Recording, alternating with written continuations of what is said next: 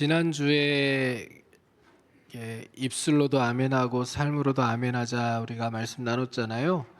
우리 부목사님들이 교회에 부임한 이래로 아멘 소리가 제일 컸다 그러더라고요. 한 주 하고 말면 아무 소용 없는 거 아시죠? 오늘도 옆에 분들하고 오늘도 아멘으로 화답합시다 이렇게 같이 다짐을 좀 하겠습니다. 오늘도 아멘으로 화답합시다.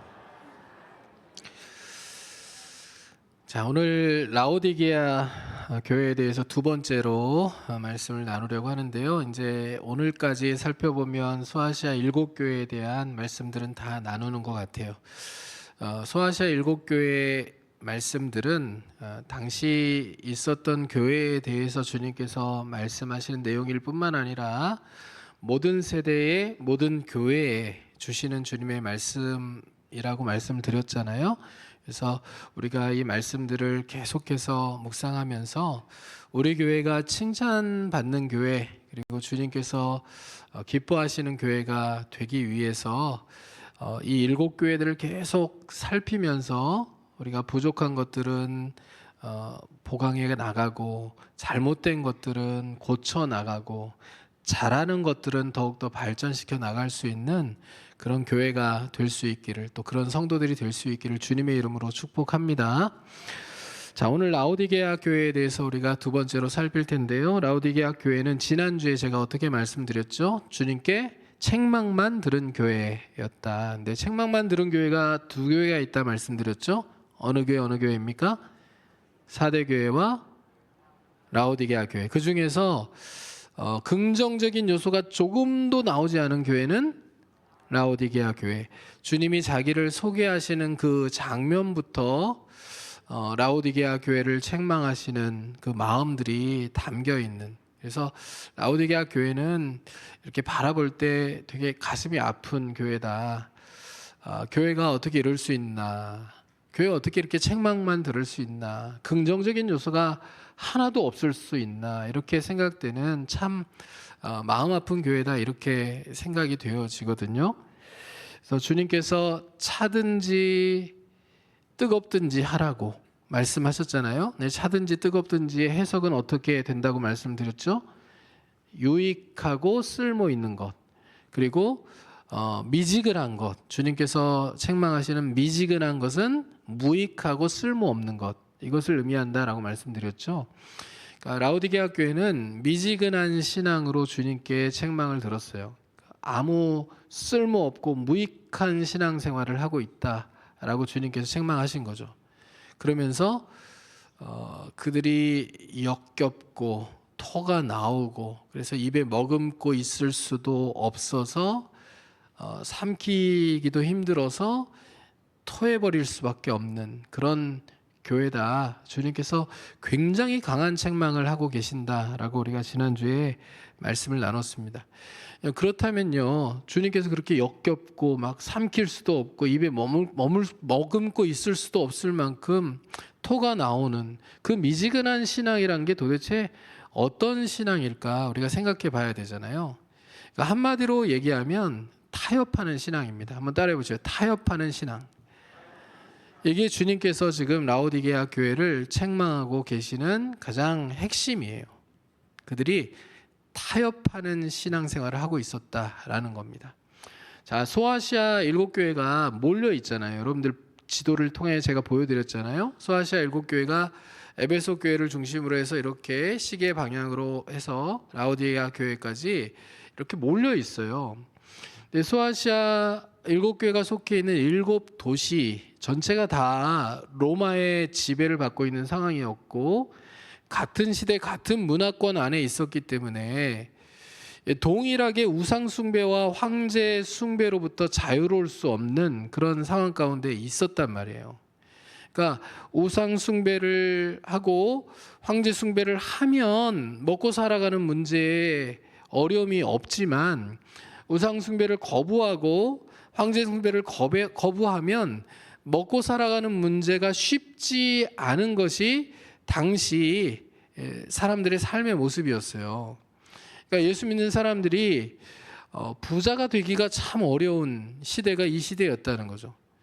황제 숭배, 우상 숭배를 하지 않으면 물건을 띄워올 수도 없고 물건을 살 수도 없고 물건을 팔 수도 없는 그런 그 조건이었기 때문에 예수 믿는 사람이 부자가 된다는 것은 원래 부자였어도 가난하게 되기가 십상이고 가난 있는데 부자가 되기는 너무 어려운 조건의 상황이었단 말이에요.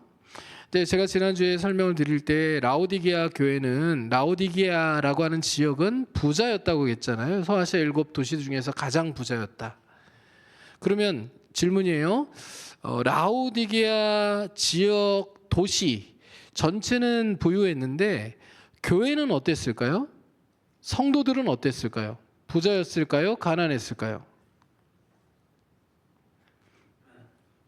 제가 아까 말씀드렸잖아요. 우상숭배, 황제숭배 안 하면 부자가 되기가 어려운 그런 조건들이 다 소아시아 7교회에 속한 이 도시들이 처해 있는 상황이었다 말씀드렸잖아요. 그러면 라오디게아 교회와 성도는 부자였을까요? 아니었을까요? 아니었어야 되는데 부자였기 때문에 책망을 들은 거예요. 그러니까 보세요. 주님께서 뭐라고 말씀하시는지 그 3장 17절을 보면요. 상반절에 이렇게 기록되어 있어요. 내가 말하기를니까 누가 말하는 거예요? 교회죠. 라오디게아 교회 성도들이 말하는 거예요. 나는 부자라 부요하여 부족한 것이 없다 이렇게 얘기를 해요.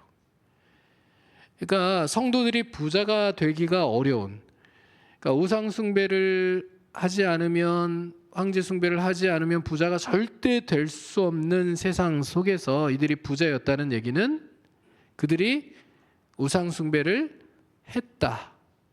황제 숭배를 했다라는 얘기잖아요. 세상과 타협한 거예요. 교회 안에서는요. 신앙생활을 거룩하게 합니다. 다 해요. 할 거. 예배 드리고요. 찬양하고 기도하고 말씀도 듣고 말씀도 배우고 또 봉사도 하고 헌금도 하고 다 해요. 그런데 먹고 살아야 되잖아요.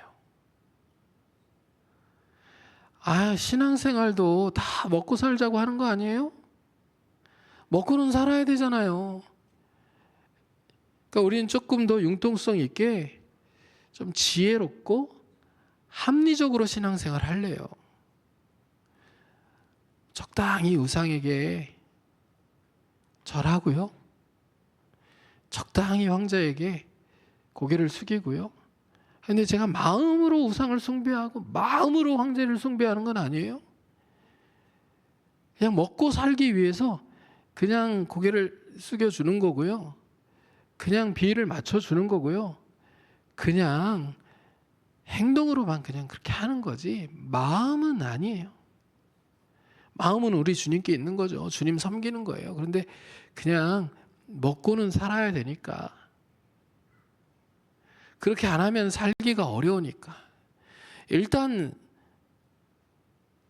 먹고 살아가는 문제가 해결돼야 주님도 섬기고 헌금도 하고 교회도 섬기고 가난한 사람도 구제하고 다 할 수 있는 거 아니에요?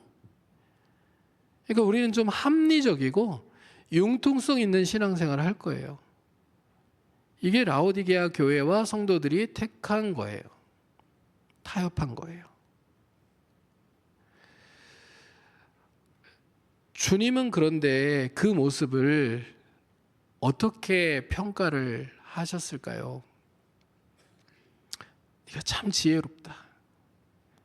어려운 시기에 어쨌든 살아야 신앙생활도 할 수 있고 그리고 하나님 나라도 확장할 수 있고 하나님도 섬길 수 있고 또 사람들도 섬길 수 있는 거니까 네가 정말 지혜롭다. 야, 신앙생활하는 사람들이 그리스도인들이 다 너처럼 융통성이 있고 합리적이었으면 좋겠다. 주님 그렇게 칭찬하셨을까요? 아니라니까요. 주님께서 라오디게아 교회는 자기를 소개하시는 순간부터 책망하신다니까요. 역겹다고 말씀하시고 토해버리겠다고 말씀하시잖아요. 그러니까 그들이 타협해버린 그 신앙이 주님께서 인정하실 수 없는 신앙이었던 거예요. 주님 뭐라고 말씀하세요? 17절을 다시 전체를 다 한번 읽어보겠습니다. 같이 읽습니다. 내가 말하기를 나는 부자라 부요하여 부족한 것이 없다 하나 내 곤고한 것과 가련한 것과 가난한 것과 눈먼 것과 벌거벗은 것을 알지 못하는도다. 자, 이게 뭐 곤고한 것, 가련한 것, 가난한 것은 묶어버릴 수 있어요. 묶어서 가난한 것, 영적으로 파산된 것을 얘기할 수 있겠고요. 눈먼 것은 영적으로 눈이 멀어 있는 것, 그리고 벌거벗은 것은 지금 그들이 수치를 당할 만큼 헐벗은 그런 모습들을 의미한다. 그러니까 전체 5가지를 다 얘기하면 눈멀고 가난하다 이렇게 요약을 할 수 있을 것 같아요. 사실 이 라오디게아 교회는요 부자였어요. 진짜로 부자였어요. 실제 부자였어요. 근데 주님께서 그들의 모습이 부자가 아니고 영적으로 파산했다 이렇게 말씀하시는 거고요. 그리고 안약으로 유명한 이곳이 안약을 팔아서 부자가 됐는데 너희가 눈멀었다. 정작 안약을 팔아 돈은 벌었지만 너희 자신이 영적으로 눈이 먼 상태다 이렇게 말씀하시는 거고요. 모카밭이 유명해서 옷감이 많고 또 검은 양털 이 특산물을 통하여서 막대한 수입을 거둬들이고 있는 이 지역이지만 이들이 지금 헐벗었다 이렇게 주님께서 말씀하고 계시는 거예요. 당시 문화적 상황, 그들의 이 삶의 상황들을 사용해서 주님이 이들의 영적 상태를 지금 진단하시고 있는 거라고요. 앞에서 우리가 칭찬 들은 교회 두 교회를 살폈잖아요. 칭찬만 들은 두 교회 어디였죠? 서머나교회와 빌라델피아 교회. 그 중에 서머나교회는요 주님께서 이렇게 말씀하셨거든요. 경제적으로는 가난했지만 그들이 경제적으로는 실제 가난했지만 그러나 영적으로는 부자다 이렇게 평가하셨는데 정반대죠. 지금 라오디게아 교회는 너희가 부자라고 얘기하고 부유하여 부족한 것이 없다고 얘기하지만 실제로는 영적으로 완전히 파산한 상태고 눈먼 상태고 벌거벗은 상태다 이렇게 주님께서 최악의 진단을 하고 계시는 거잖아요. 여러분 오늘날 은행은 뭐를 저금을 하나요? 우리가 은행에다가 돈을 맡기죠. 지폐, 동전 가지고 가서 은행에다가 저축을 하는데요. 근데 이 당시는 은행에다가 뭘 갖다 넣었을까요?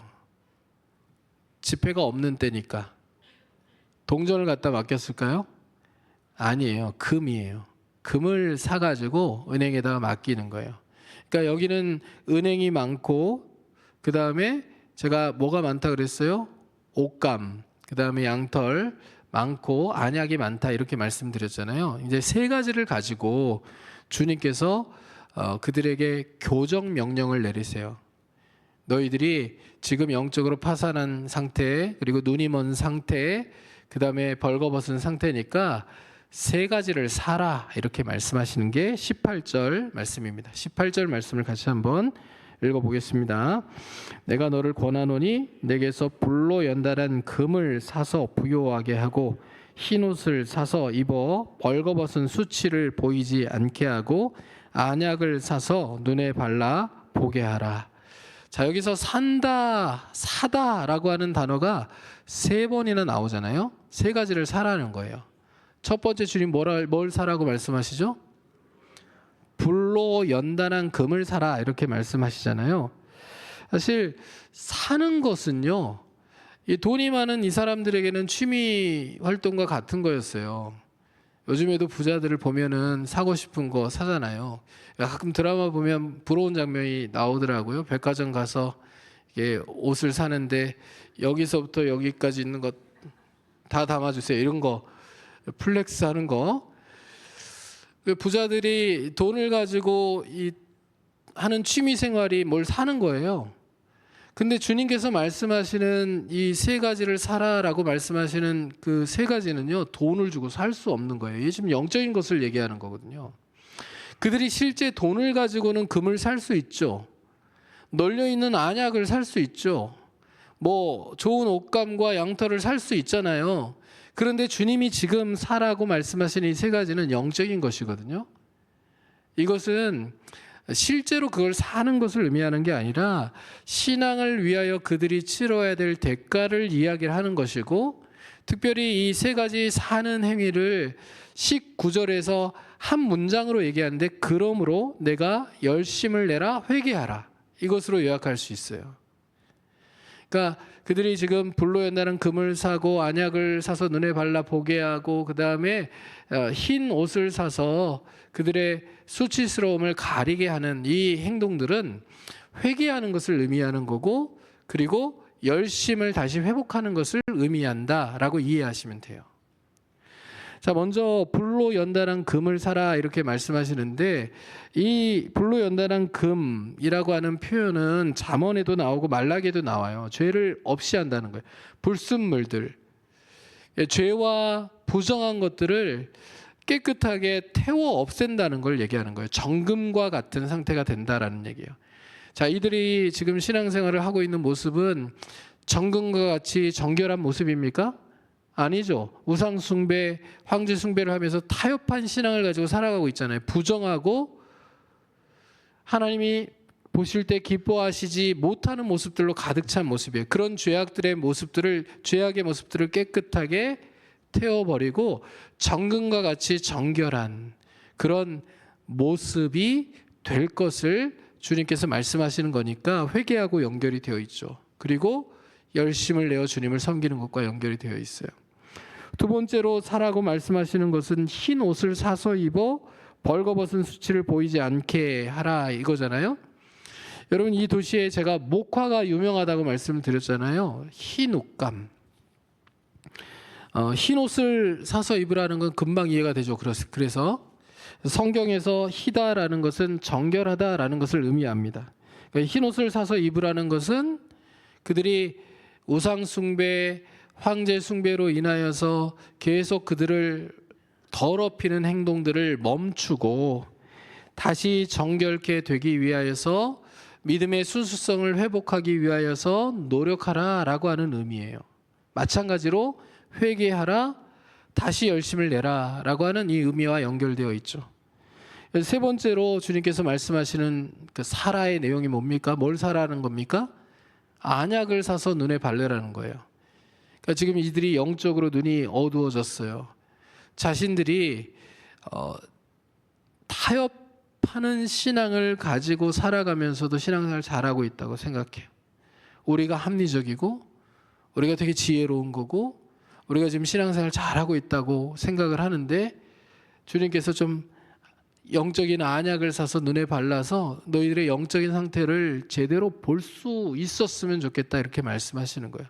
제대로 보면 이 타협하는 신앙은 주님께서 역겨워하시는 신앙이고 바르지 않은 신앙이고 책망받을 신앙이고 결국 심판받을 신앙이구나, 이것을 깨닫게 되겠죠.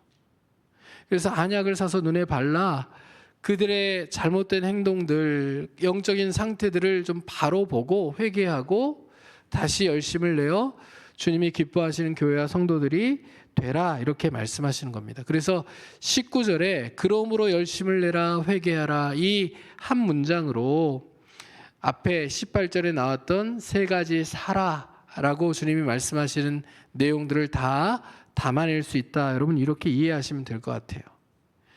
그래서요, 여러분, 교회가 새롭게 되고 성도가 새롭게 되는 것은 다시 우리가 뜨거운 마음을 그리고 헌신하는 마음들을 회복하게 되는 것은 먼저 회개해야 되는 거예요. 그렇죠? 회개하고 다시 열심을 품을 수 있는 거예요. 회개가 굉장히 중요한 겁니다. 우리의 삶 가운데 여러분, 주님 앞에서 세상을 살아가면서 라오디게아 교회의 성도들과 같이 타협해버린 그런 요소들이 있다면, 여러분, 우리가 다시 뜨거움을 회복하기 위하여서 주님을 향한 열정을 회복하기 위하여서 순수함을 회복하고 정결함을 회복하기 위해서 우리의 부족한 부분들이 무엇인지 말씀을 통해서 들여다보고 우리 삶을 말씀에 따라 교정할 수 있는 은혜가 우리 모두에게 있기를 주님의 이름으로 축복합니다. 그래야 사는 거예요. 그래야 우리의 신앙이 주님과의 친밀함을 다시 회복하며 뜨거워질 수 있는 거고요. 기쁘고 감사하고 평안한 그런 신앙생활들을 해나갈 수 있는 겁니다. 세상의 어떤 위기도 어떤 상황도 우리를 막아설 수 없는 그런 강력한 믿음을 가지고 세상을 이기며 살아갈 수 있는 신앙생활을 할 수 있게 되는 거예요.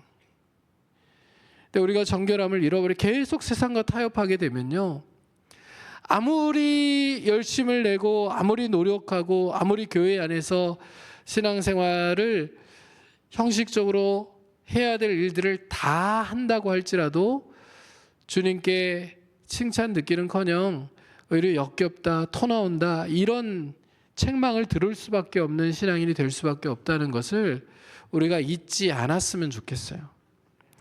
자, 라오디게아 교회와 같은 교회들이 세상에 되게 많을 거예요. 책망만 듣는 교회, 칭찬 한마디도 듣지 못하는 교회. 안타깝죠. 여러분, 우리 교회는, 그리고 우리 교회에 속한 모든 성도들은 절대 이런 상황에 속하는 교회와 성도가 되지 않기를 주님의 이름으로 축복합니다. 책망만 듣는 그런 경우는 없었으면 좋겠어요. 최악의 경우가 칭찬 많이 듣고 책망 조금 듣는, 이게 최악의 경우였으면 좋겠어요. 최악의 경우도 동의 안 하시는 거죠? 예. 이거 말고 그러면 이제 제일 좋은 거, 주님께 칭찬만 듣는 교회와 성도가 되기를 주님의 이름으로 축복합니다. 그러기 위해서 우리가 말씀을 잘 살펴야 돼요. 그리고 7교회를 오늘 끝내지 마시고 계속 묵상하면서 우리 교회가 칭찬만 듣는 교회가 되기 위해서는, 그리고 내가 주님께 칭찬만 듣는 그리스도인들이 되기 위해서는 어떻게 해야 되는지를 계속 살피고, 또 말씀을 따라서 부족함을 채워가고, 또 우리의 연약함을 주께 도움을 구하면서 보강해 가고, 또 우리의 죄악됨을 회개하고 주님 앞에 정결하게 다시 서려는 그런 몸부림이 우리에게 계속 있어야 됨을 잊어버리지 않으실 수 있기를 주님의 이름으로 부탁을 드립니다. 자, 그러면 주님께서 라오디게아 교회를 책망만 하시는 그 이유가 뭘까요? 주님이 라오디게아 교회를 책망하시는데요, 너 이제 끝났어. 교회답지 않은 교회, 토 나오는 교회, 역겨운 교회, 신앙적 행위는 있는데 중심은 없는 교회, 나를 진짜로 사랑하는 게 아니라 세상과 나를 동시에 사랑하며 양다리 걸친 그런 교회 필요 없어. 교회 문 닫아버릴 거야. 심판하여 끝장낼 거야. 이게 주님의 책망의 의도일까요? 여러분, 19절 상반절을 보면 주님께서 라오디게아 교회를 책망하시는 이유를 이야기를 하거든요. 자, 19절 상반절 말씀 같이 한번 읽어볼게요. 무릇 내가 사랑하는 자를 책망하여 징계하노니. 자, 여기까지예요. 무릇 내가 사랑하는 자를 책망하여 징계하노니. 주님이 책망하시고 징계하시는 이유는 뭐예요? 사랑하기 때문에. 사랑하기 때문에 책망하고 징계하시는 거예요. 그들이 회개하고 다시 열심을 회복하게 하시기 위해서. 이게 목적이에요. 여러분, 이 말씀은 잠언 3장 12절 말씀을 인용한 거거든요. 잠언 3장 12절 말씀을 우리 같이 한번 읽어볼게요. 함께 읽습니다. 대저 여호와께서 그 사랑하시는 자를 징계하시기를 마치 아비가 그 기뻐하는 아들을 징계함 같이 하시느니라. 아멘입니까? 하나님이 사랑하시는 자를 징계하시는 이유는 그 아비가 기뻐하는 아들을 징계함 같이 하신다. 이렇게 잠언 말씀이 말씀하고 있잖아요. 주님께서 라오디게아 교회를 책망하시는 이유는 사랑하시기 때문이에요. 여러분, 하나님께서 하나님의 백성들, 하나님의 교회를 얼마나 사랑하시는지 아시죠? 얼마나 사랑하시죠? 자기 아들을 십자가에 내어 주실 만큼 사랑하시는 거 아니에요?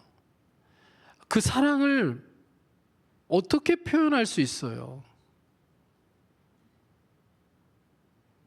하나님의 그 놀라운 사랑을 어떻게 다 표현하고 쓸 수 있습니까? 찬송가 가사 가운데도 있잖아요. 하늘을 두루마리 삼고 바다를 먹물 삼아도 하나님의 그 놀랍고 한없는 사랑을 다 기록할 수도 없겠다고. 여러분, 이거 어떻게 표현하고 어떻게 설명할 수 있습니까? 근데 하나님이 그 사랑하는 하나님의 자녀들, 하나님의 교회를 없애버리기 위하여서 책망하신다고요? 아니에요. 절대 아니에요. 사랑하시기 때문에 회개하고 잘못된 행실을 뉘우치고 다시 하나님과의 친밀함을 회복하게 하기 위하여서 책망하시고 징계하시는 거예요. 여러분, 죄는 하나님과의 관계를 멀어지게 하잖아요. 우리가 죄를 지으면 하나님과의 관계가 멀어져요. 여러분, 죄를 지으면 기도하기가 어려워지고요. 죄를 지으면 찬양하는 게 어려워지고요. 죄를 지으면 말씀을 읽는 게, 말씀을 읽고 들으면서 은혜 받는 게 어려워져요. 죄는 하나님과의 관계를 계속해서 멀어지게 만들어요.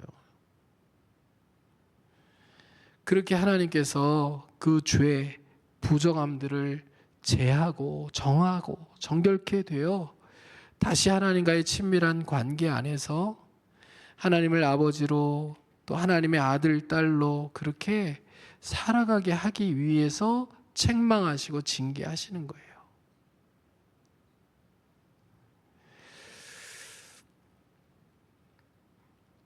그렇게 여러분, 하나님께서 우리에게 책망하시고 징계하실 때 그 쓴 소리도 우리가 달게 받을 줄 아는, 아멘으로 받을 줄 아는 믿음을 갖는 게 너무 중요하다라는 것을 잊어버리지 않으실 수 있기를 주님의 이름으로 축원합니다.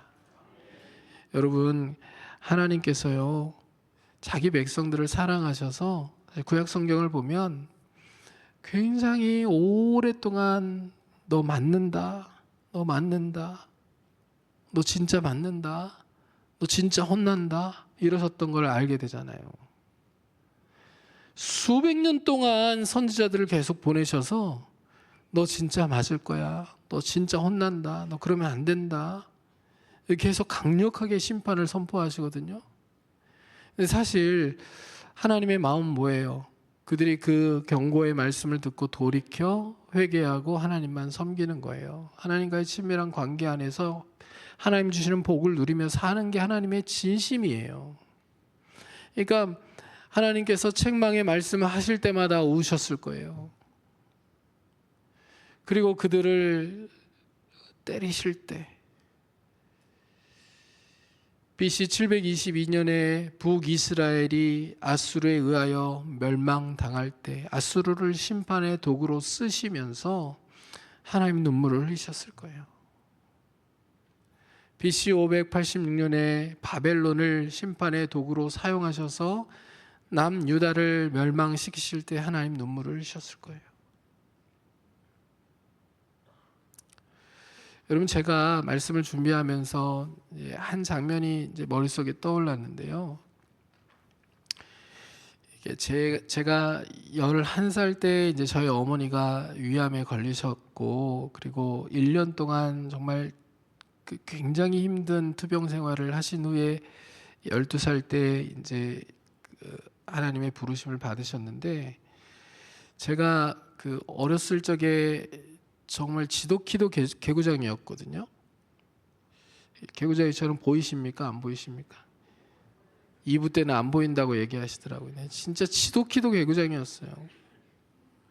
그러니까 뭐 얼마나 노는 걸 좋아하고 막 그랬는지 엄마가 그렇게 아픈데도요 철이 없었죠. 그러니까 새벽부터 나가가지고 노는 거예요. 저희 아파트 바로 뒤에 이렇게 작은 야산이 있었는데 뭐 그 산도 뭐 여러 번 태워 먹었고요. 쥐불놀이 한다고 막 태워 먹고 감자 구워 먹고 콩 서리해 가지고 막 구워 먹는다고 막 불 피워 가지고 굴에다가 불 피워 가지고 여러 번 그 어른들한테 혼나기도 하고요. 그렇게 사방팔방으로 막 뛰어다니고 놀고 저녁 늦게 막 해가 지고 10시 11시 되어야 막 집에 들어오고 남의 집 초인종 누르고 도망 다니고 이게 화약총 가지고 막 사람들 놀래키고 이런 거 많이 했거든요. 나쁜 짓을. 그러니까 우리 어머니가 이제 하나님께 부름을 받으려고 이제 준비를 하시는데 아들을 보니까 너무 속이 타는 거 아니에요? 얘는 뭐가 되려나? 그러니까 우리 어머니는 아들이 목회자가 되었으면 좋겠다고 막 소원기도 하시고 그랬는데 정작 아들은 산으로 돌아다니면서 맨 불 지르고 다니고 막 이러니까 속이 타셨겠죠. 그래서 소천하기 얼마 전이에요. 한 일주일도 안 남았던 것 같은데 그때 저희 어머니 몸무게가 27kg 정도 나갔어요. 위암으로 정말 빼짝 말라가지고 누워 있기도 힘드신 어머니가 앉아가지고요 매를 들고서요 종아리를 때리셨어요.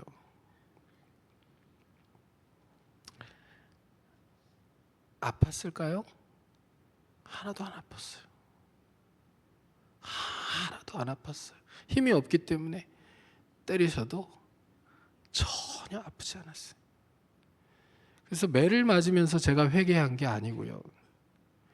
매를 맞으면서 잘못된 행동들을 뉘우치고 그런 게 아니고요. 그날 밤에요. 제가 자는데 그 엄마 옆에서 이제 식구들 다 같이 누워서 자는데 제 종아리에 어머니가 안티프라민을 이렇게 발라주시는 거예요. 종아리에. 사실 별로 아프지 않아서 종아리에 뭐 피멍이 들거나 그러지도 않았거든요. 근데 맞았기 때문에 그냥 자국이 빨갛게 좀 나 있는데 그 종아리에다가 안티프라민을 이렇게 바르시면서 엉엉 우시는 거예요. 바르시면서 우시면서 저를 위해서 기도하시면서 계속 우시는 거예요. 제가 매를 맞아가지고 뉘우치고 회개한 게 아니고요. 어머니가 그 연약한 몸으로 매를 드신 이유를 그 저녁에 어머니가 안티프라민을 발라주시면서 울면서 하는 기도를 통해서 듣고서 회개를 했어요. 내가 잘못한 게 뭔지, 내가 진짜 철이 없었던 게 뭔지. 여러분, 우리가 성경을 읽어가면서 하나님의 마음이 뭔지를 우리가 헤아리며 말씀을 읽어가면요,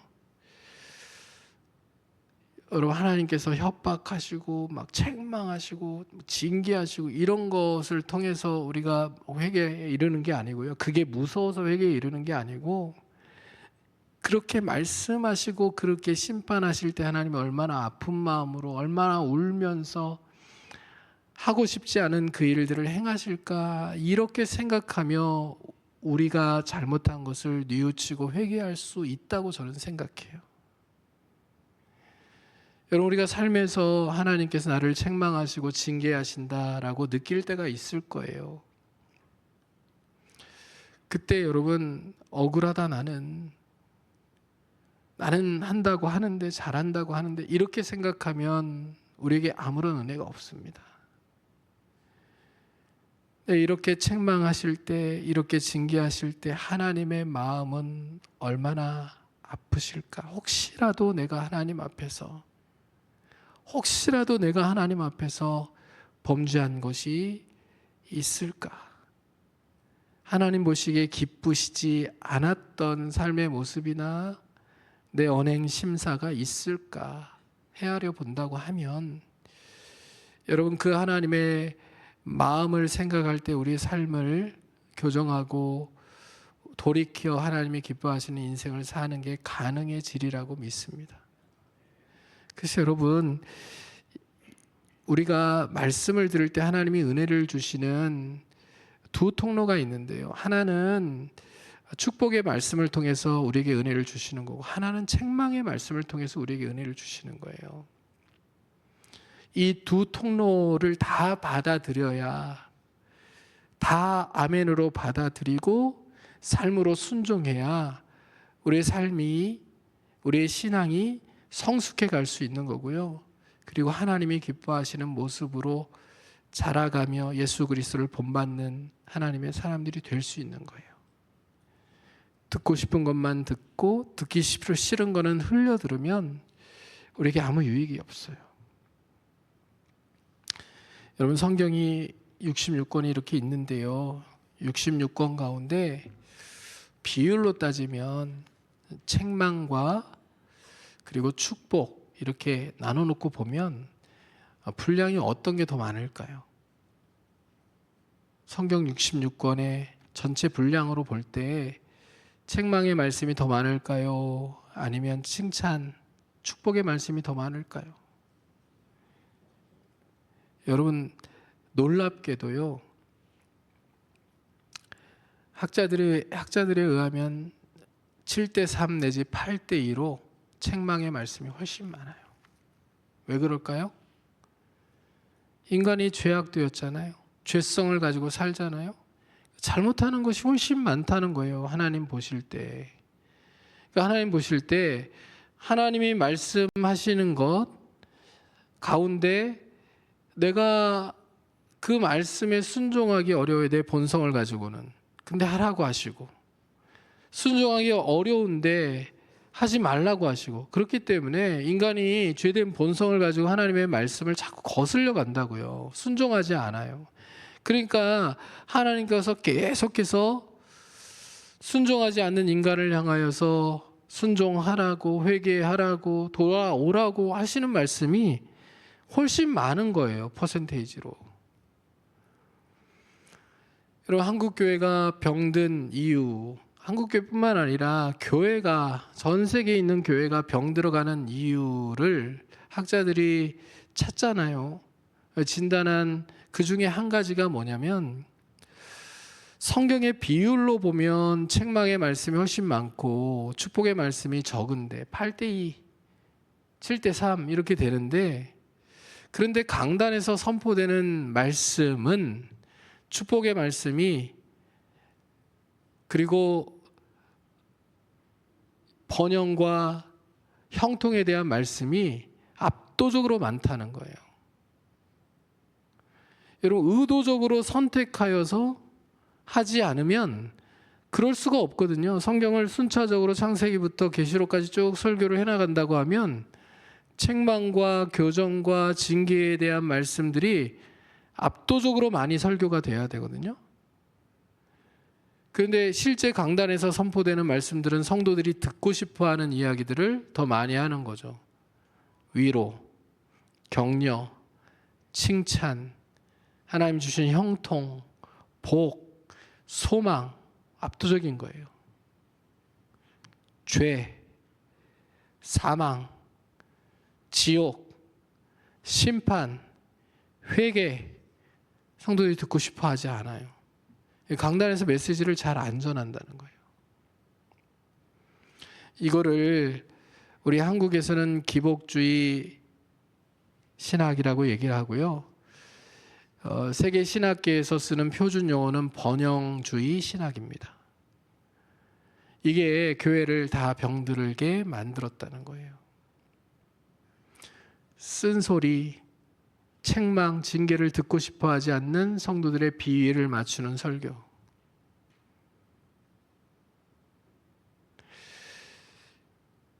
그래서 제가 지금 말씀드리는 거예요. 책망의 말씀, 징계의 말씀도 하나님이 우리를 사랑하셔서 하시는 말씀이기에 축복의 말씀과 책망의 말씀을 다 아멘으로 받아들일 수 있는 그런 신앙을 가져야 우리가 복 있는, 그리고 하나님께 칭찬받고 인정받는 신앙생활을 할 수 있게 된다라는 것을 여러분 잊어버리지 말고 신앙생활 하실 수 있기를 주님의 이름으로 축원합니다. 여러분, 목회자가 강단에서 설교할 때든 또 내려가서 설교할 때든 또 내려가서 여러분들과 만나서 권면할 때든 다 마찬가지예요. 우리의 죄악된 모습을 스스로 저도 여러분도 인정한다고 하면 말씀으로 권면할 때 오해가 안 생기겠죠. 성경을 가지고 책망하고 징계할 때는요, 아멘으로 받아들여야 돼요. 내려가서 개인적으로 교제하다가도 잘못된 부분에 있어서 그게 말씀에 의하여 잘못됐다고 얘기할 때는 아멘으로 받아들이시면 끝이에요. 그러면 서로에게 유익하죠. 꼭 기억하세요. 오해가 안 생기도록 말씀을 드려요. 어떤 분들이 가끔 그러시거든요. 목사님 설교를 듣다 보면 꼭 저를 생각하며 말씀을 준비하신 것 같아요. 엄청 찔렸어요. 이러시거든요. 그게 은혜예요, 여러분.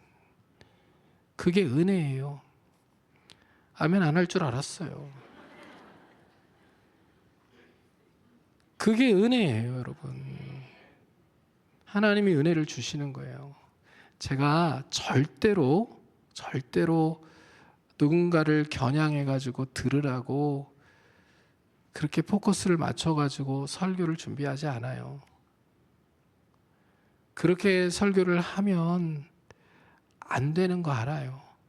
저는 저 위에 계신 분이 굉장히 두려운 사람이에요.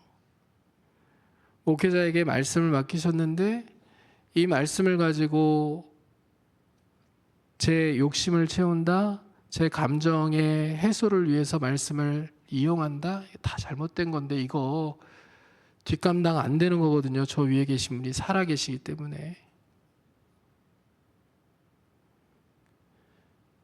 그래서 이 감정이 막 올라와서 누군가가 너무 미워가지고 막 설교하기가 어려우면 설교를 안 하려고 해요. 안 해야지 맞아요. 제가 감정이 올라와서 누군가 미워가지고 설교하기가 어려우니까 설교를 이번 달에는 안 하겠습니다. 이렇게 얘기하기는 어렵죠, 당연히. 그렇게 얘기하기 어렵기 때문에 다른 방법으로 얘기를 합니다. 이번 달은 제가 몇 주 정도는 설교하기 너무 어려우니까 조금 양해해 주세요. 그렇게 양해를 구하고 몇 주 설교를 안 한 적이 있죠. 여러분, 그렇게 하려고 노력을 하고 있다는 걸 이해해 주시면 좋겠어요. 왜냐하면 이렇습니다. 목회자가 누구를 미워해가지고 얻을 유익이 하나도 없다는 걸 저는 너무나 잘 알아요. 이건 제 얘기뿐만이 아니라 여러분들 이야기이기도 해요. 여러분들이 누구를 미워해가지고, 특별히 예수를 믿는 형제 자매들을 미워해가지고 얻을 유익은 하나도 없습니다. 우리가 사는 삶은요, 정말 사랑하며 살기에도 너무나도 짧은 삶이에요. 누군가를 미워해요? 내가 얻을 유익이 뭔가요? 여러분, 목회자가 누군가가 미워가지고 그 사람을 겨냥해서 계속 설교를 해서 얻을 유익이 뭔가요? 하나님께 야단 맞고 뒷감당이 안 되는 그 최후, 그거 말고 얻을 게 뭐가 있나요? 아무것도 없어요. 그러니까 우리가 서로 믿었으면 좋겠어요. 말씀을 가지고 권면하고 말씀을 가지고 우리가 나눌 때 하나님께서 그 사랑하는 자를 교정하기 위하여 책망하고 징계하듯이 영적인 아비인 담임 목사가 또 우리 목회자들이 말씀을 가지고 바른 길을 가기 위하여서 구원의 바른 길을 걸어가게 하기 위하여서 책망하고 때로는 싫은 소리를 할 때에 그 싫은 소리와 그 불편한 이야기에도 아멘으로 순종하고 받아들일 수 있는 성숙한 하나님의 사람들로 우리가 같이 성장해 갈 수 있기를 간절히 소망합니다. 저도 마찬가지예요. 하나님 말씀 펼쳐놓고 이렇게 볼 때 불편한 말씀들 제가 이렇게 들여다볼 때 마음이 아프고 힘들고 괴롭고 그냥 덮어버리고 싶은 그런 묵상들을 하게 될 때가 있어요. 근데 그게 은혜라는 걸 알기 때문에 더 많이 적어요. 더 많이 회개할 것들을 적고 더 많이 기도하고. 자, 이런 걸 한번 생각해 보자고요. 오늘 아침에 거울 보시고 나오신 분들 한번 손 들어 보세요. 거울 보신 분들.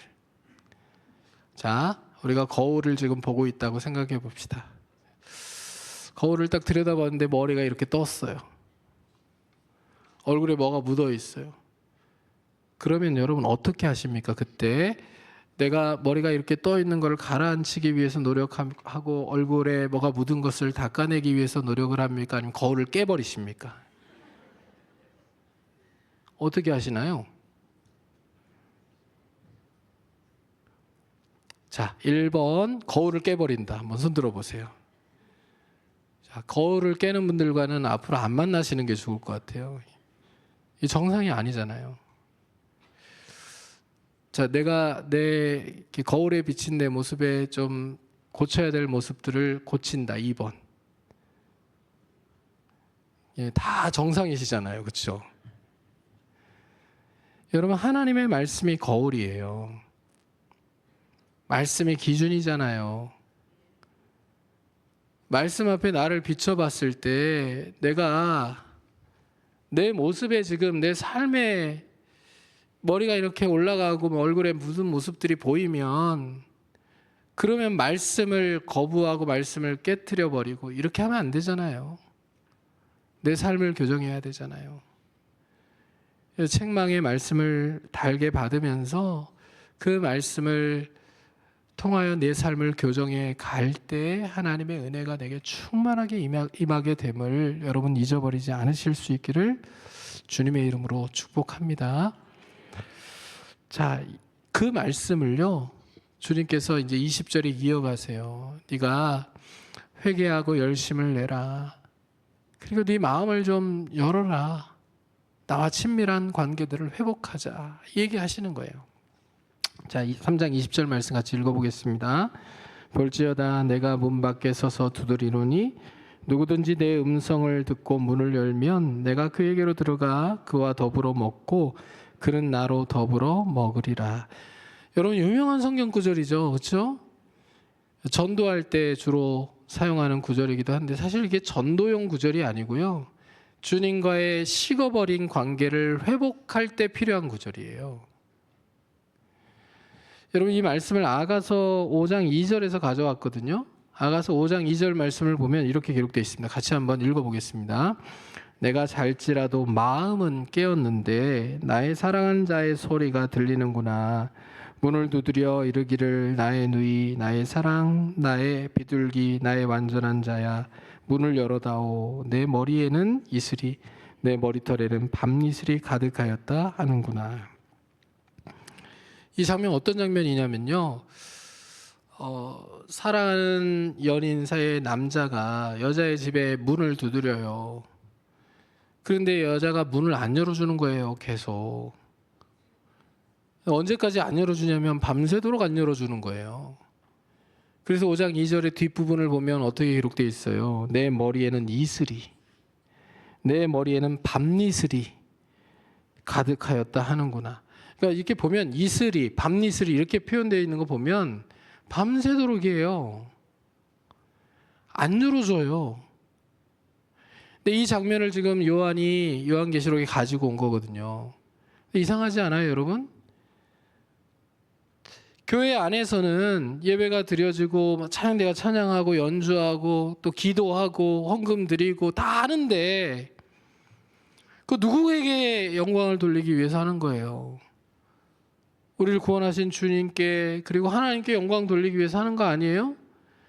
근데 주님이 문 밖에 계세요. 문 밖에. 주님이 교회 안에 계셔야 되는데 주님이 문 밖에 계시다고요. 그리고 교회가 문을 걸어 잠궜어요. 주님이 못 들어오시도록.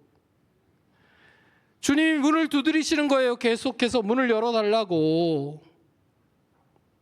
문 좀 열어달라고. 문을 열면 내가 들어가서 너와 더불어 먹고 너도 나와 더불어 먹을 거라고. 문 좀 열어달라고 문을 계속 두드리시는 거예요. 밤새도록. 문을 열 때까지. 여러분 여기 서서 그리고 문을 두드리다라고 이 하는 단어들이 다 현재 능동태형으로 쓰였어요. 이 얘기는 계속적인 행위를 얘기하는 거예요. 계속 서 계세요. 계속 두드리고 계세요. 문을 열 때까지.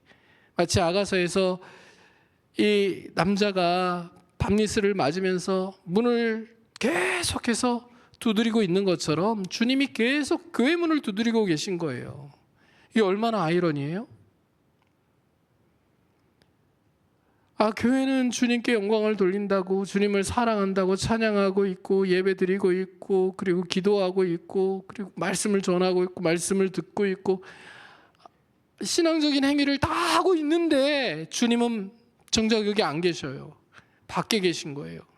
문을 두드리고 계신 거예요. 문 좀 열라고.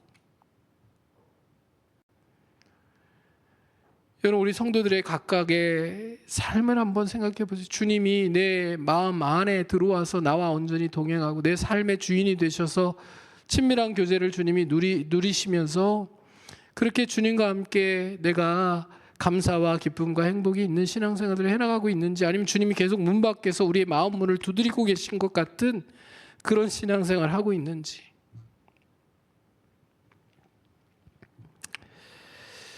여러분 우리가 평생 신앙생활을 해나가는데요, 이제 형식만 남고 마음은 다 식어버린